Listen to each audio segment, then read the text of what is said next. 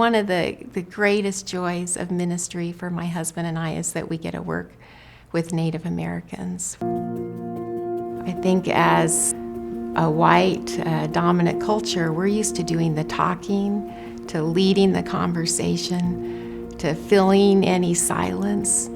And crossing a culture, we have to be comfortable with being silent and being learners and being listeners. We've spent the last 10 years, 10 summers on the Blackfeet Indian Reservation to come alongside the believers there. God is already at work on the reservation, and we come alongside just to come and sit and be quiet and listen.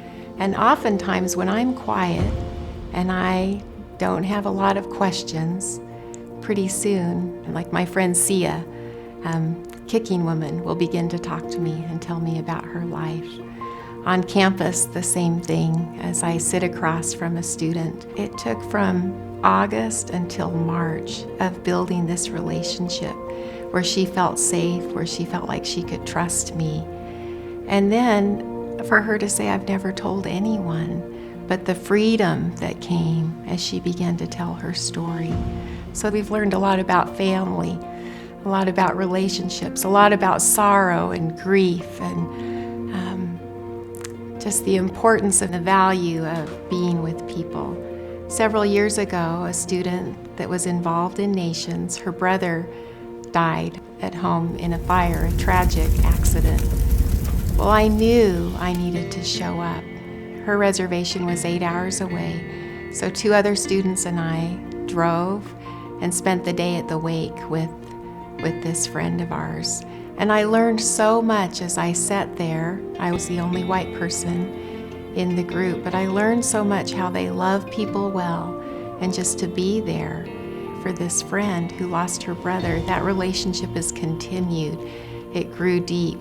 So just the importance of entering into people's lives, entering into the messy parts that really it was not a convenient time at all for me to drive 8 hours and spend a day at a wake, but it was important. To cross a culture, we come as learners and listeners, and not come in with an agenda, not come in with a plan. That's been done for 500 years and it hasn't worked. So I've learned the difference between being efficient and effective. And so something I've been learning is Jesus wasn't very efficient. He wasn't at all. I mean, he could have accomplished so much more. And I love efficiency. I love order. But Jesus wasn't efficient like that. He took time with people.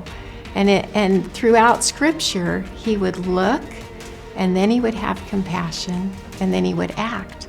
And that looking brought dignity to people. He took time to listen.